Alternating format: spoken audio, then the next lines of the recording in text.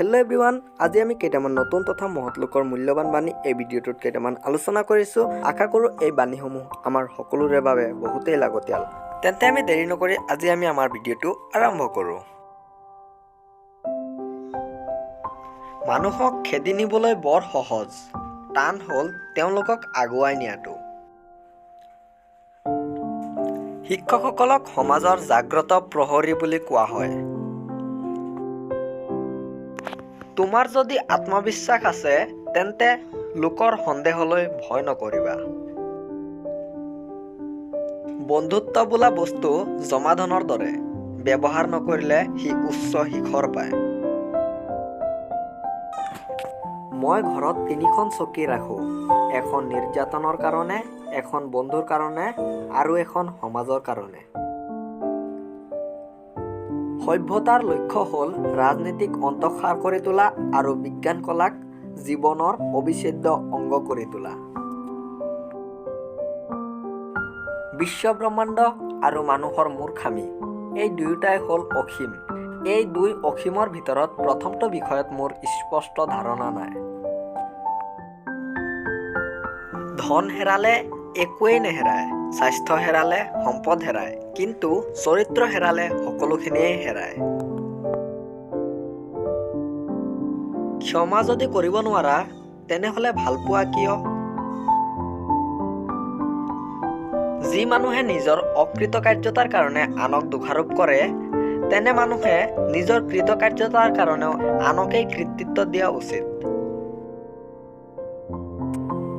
জীয়াই থকাৰ বাবে পৃথিৱীখন অতি ভয়াৱহ ঠাই। এয়া অসৎ মানুহৰ বাবে হোৱা নাই, হৈছে নিবনুৱাসকলৰ বাবেহে। অধ্যয়নে এজন মানুহক সম্পূৰ্ণ মানৱ হিচাপে গঢ়ি তোলে। দুৰ্ভাগ্য পাখি মেলি উৰি আহে আৰু খোজকাঢ়ি গুচি যায়। নিন্দা কৰিবলৈ হ'লে বাহিৰৰ পৰা কৰিব পাৰি, কিন্তু বিচাৰ কৰিবলৈ হ'লে ভিতৰত সোমাব লাগে। নিজক আৰু পৃথিৱীখনক ভাল পাবলৈ শিকাটো জীৱনজোৰা এক প্ৰেম কাহিনীৰ মধুৰ আৰম্ভণি।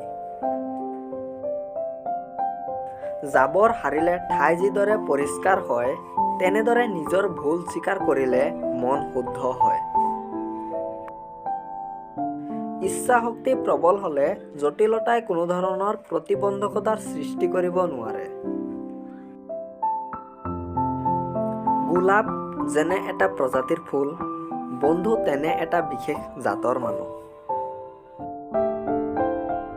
আপুনি সন্মান কৰা মানুহজনক মোক দেখুৱাই দিয়ক, আপুনি কেনেধৰণৰ মানুহ মই আপোনাক জনাই দিম। পৃথিৱীত যি যি মহৎ কাৰ্য সংঘটিত হৈছে, সকলোখিনিয়েই সম্ভৱ হৈছে প্ৰত্যাশাৰ দ্বাৰাহে।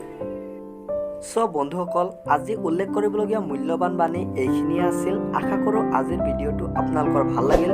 ভাল লাগিলে লাইক কৰিব, কমেণ্ট কৰিব, শ্বেয়াৰ, ছাবস্ক্ৰাইব কৰিব। আকৌ আমি অন্য ভিডিঅ'ত লগ পাম। আজি ইমানেই। Thank U.